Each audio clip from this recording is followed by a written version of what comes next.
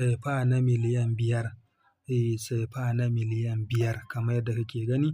Insha Allah akwai wani mutum a nan Nijar da muka fitar masa da wannan kuɗin a yau Juma'a 6 ga watan Fabrairu. To wannan asiri ne mai sauƙi mai ƙarfin gaske wanda za ka fitar da miliyan ɗai har miliyan 5 ko na naira miliyan 5 ko dala miliyan 5 ko euro ko cedi ko pounds ko ringgit ko lira ko dirhami ko wanne kalar kuɗi da kake da buƙata za ka iya fitar da kalar kuɗi kuma yawan kuɗi kimanin miliyan ɗai har miliyan 5.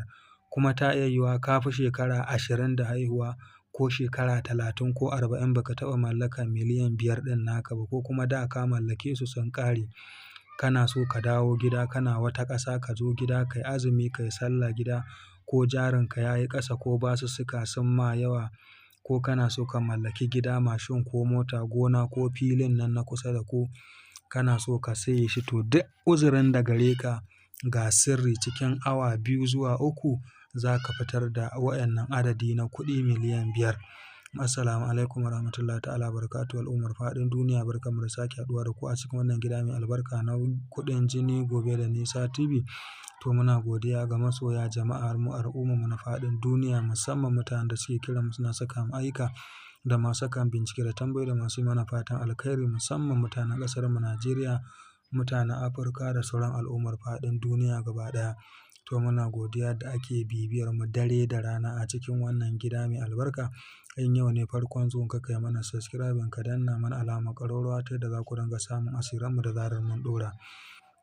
To kamar da muka saba zuwa da gingiman asirai, yau ma muna ɗauke da wani zazzafan sirri wanda za ka fitar da miliyan ɗai har miliyan 5 nan take cikin sauƙi.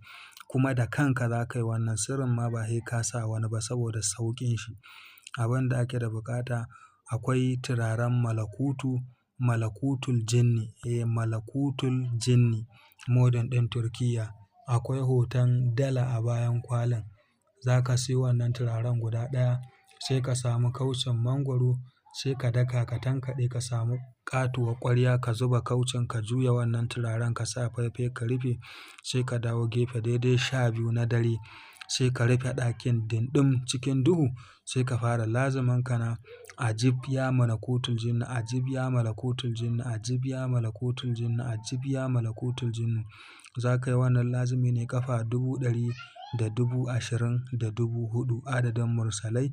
In ka kammala wannan lazumi sai ka fita waje, bayan awa 1 ka dawo ka buɗe wannan ƙwaryar, za ka samu adadin kuɗi na miliyan 5. Wassalamu alaikum.